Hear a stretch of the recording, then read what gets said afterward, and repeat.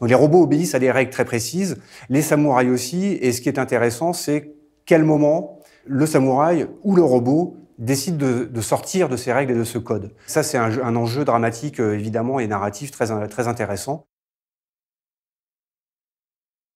Dans ce monde, on suit un enfant qui a perdu son père. Qui est sauvé et aidé par un robot qui s'appelle Yojimbot.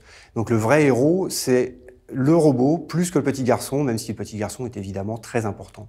Tout au long de la BD, on suit cet enfant et les différentes péripéties qu'il rencontre pour pouvoir survivre. On publie à la fin du livre beaucoup de croquis et de recherches de Sylvain Repos. Ça montre que le dessinateur est capable de faire à peu près toutes les techniques. L'originalité de cette BD, c'est qu'on ramène le manga vers la BD avec un monde colorisé. Et que surtout qu'il a énormément travaillé, qu'il a créé un univers qui va bien au-delà de ce que l'on découvre dans les 160 premières pages de ce premier tome.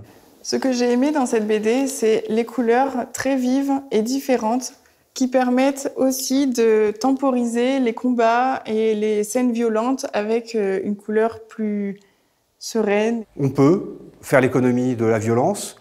En même temps, on est dans un monde violent. Je suis assez partisan de l'approche japonaise, qui est qu'on dédramatise aussi, où on est capable d'appréhender et de maîtriser la violence qui nous entoure, en y étant exposé d'une manière plutôt bienveillante et positive malgré tout.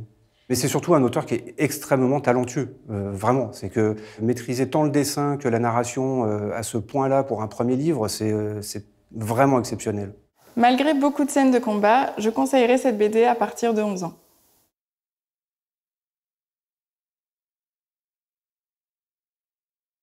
Cultura, la culture avec un grand A.